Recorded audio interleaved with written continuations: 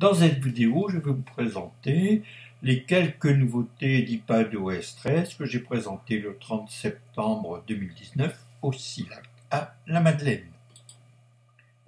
Alors ceci permet d'ouvrir la saison des ateliers iPad et iPhone pour 2019 et 2020. Alors au programme, je vais vous montrer quelques nouveautés que j'ai remarquées du côté de l'iPad. Et j'ai utilisé un iPad Pro 12,9 pouces de première génération. Et bien entendu, je ne suis pas responsable pour une mauvaise utilisation des informations données.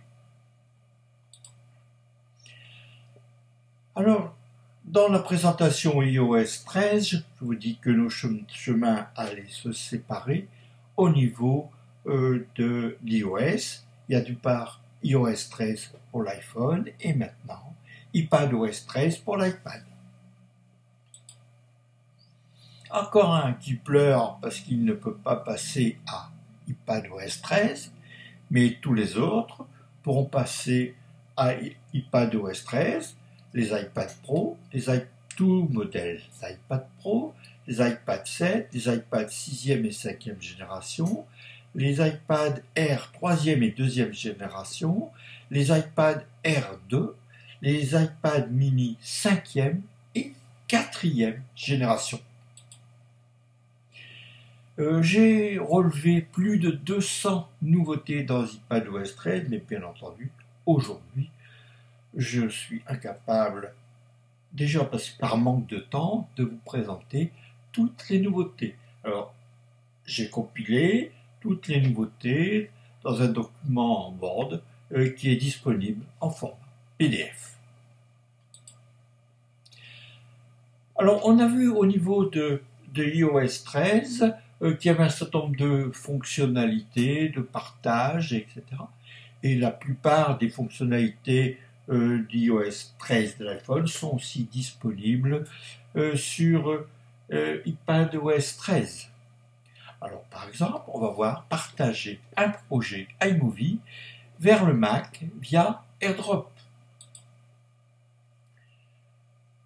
Donc, je suis sur un projet qui s'appelle iPadOS 13 Photo. Je touche l'outil Partager. Ensuite, je vais faire exporter le projet.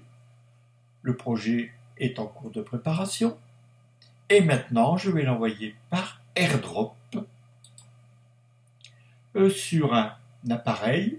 Et dans le cas présent, l'appareil ici que j'ai choisi, c'est le Mac iMac 1 SSD. Alors voilà, en un peu plus gros. Et au niveau du Mac, on aura un projet, donc un projet complet, iMovie mobile comme extension. Alors au niveau de l'application photo, on pourra faire un affichage par année, comme ici, par mois et par jour. Donc là, les photos, c'était l'année dernière, le 18 septembre, les présentations de Julien sur Mac OS 10.14, dit Morave. Et demain, au SILAC, ce sera les nouveautés de la version dite Catalina. Alors, une fonctionnalité intéressante dans Photo, c'est redresser une vidéo. Donc, je vais aller sélectionner une vidéo. Je vais aller toucher Modifier. Puis, je vais aller toucher l'outil de modification à gauche. Et puis, l'outil Redresser. Et la vidéo va se redresser. Il y a aussi des nouveaux gestes sur l'iPad qu'il faut découvrir sur le site internet d'Apple, parce qu'il concerne surtout du traitement de documents. Alors, si vous avez un iPad très moderne de 3e génération, vous pourrez brancher via la connectique USB-C sur cet iPad une clé ou un disque dur. Voilà, c'est les différents modèles avec leur numéro matricule. Alors, comment brancher une clé USB 3 sur un iPad Lightning? On a déjà eu l'occasion de le voir au niveau de l'iPhone, on va le voir assez rapidement au niveau de l'iPad, j'allais dire du Mac. Alors, pour mémoire, j'utilise une clé USB de Leaf depuis juin 2015 et il existe d'autres modèles ici, telle la marque PNI. Alors, pour brancher une clé USB, donc je précise USB 3 ou un disque, il vous faudra un petit adaptateur. Donc l'adaptateur, c'est adaptateur pour appareil photo Lightning vers USB 3, dont ici je cite la référence complète, en espérant ne pas m'être trompé en la retranscrivant, et c'est un petit appareil qui se vend à l'Apple Store au prix de 45 €. Il faudra aussi une source d'alimentation. Alors ici, au niveau de la source d'alimentation, on utilisera l'alimentation habituelle de l'iPad. Et là ici, donc, c'est une clé USB 3 qui est formatée soit en HFS+, ou en FAT. Donc voici le branchement, l'adaptateur, la source d'alimentation et la clé USB. Alors je n'ai pas de petits blocs d'alimentation suffisamment puissants. Bon, il est possible qu'avec un bloc d'alimentation portable plus puissant, on puisse remplacer la source externe, qui est la source ordinaire, pour aller charger l'iPad. Alors voici là le contenu de l'application via l'application fichier de ce que l'on trouve ici sur la clé USB 3 SD64 que nous avons déjà vu précédemment dans la présentation iOS 13.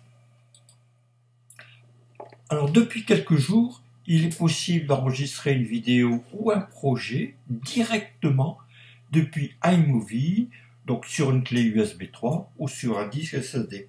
Finalement, c'est la chose, disons, la plus intéressante quand on fait du montage iMovie sur iPad et même sur iPhone, c'est le manque de place, et il faut toujours jongler par AirDrop avec le Mac. Là, on pourra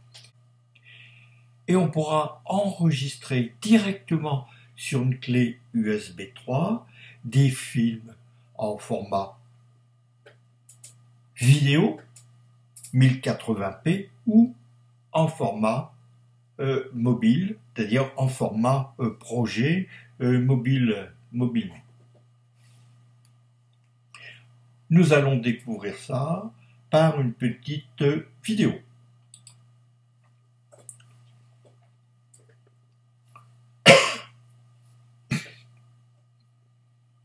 Dans iMovie, je vais choisir un projet iPadOS 13 et je vais l'exporter en format vidéo, format 1080p, et je vais l'enregistrer sur la clé ici SD64 dans mon dossier projet iMovie iPad. Bon, il existe déjà un format 1080p, je vais en ajouter un de plus. Ah, la vidéo a été enregistrée sur la clé, donc on va aller voir la clé, et là qu'on trouve un film en 720p et puis 3 en 1080p, donc sans rien, 2 et 3. Et on voit aussi d'autres vidéo, donc, qui sont les formats projets que l'on verra dans un instant. Maintenant, on va enregistrer un projet. Ah, oui, c'est bien ça. On a deux fois la petite. On va enregistrer un projet sur une clé ou sur un disque. Donc là, je vais choisir mon projet. Je fais exporter le projet.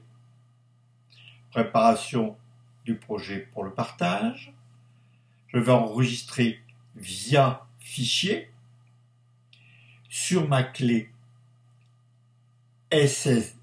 ma clé SD64 et dans le dossier projet iMovie. Donc mon projet iMovie iPad, je vois le projet que j'ai rajouté. Alors ce n'était qu'un petit aperçu parmi toutes les nouveautés d'iOS 13 et de iPadOS 13, et je vous donne rendez-vous dès lundi prochain pour l'atelier iPad et iPhone du SILAC. Je vous remercie pour votre attention et je vous dis à bientôt. Et en cas d'urgence, et surtout en complément, rendez-vous à la librairie Apple Books. Et les supports des présentations de ce jour sont disponibles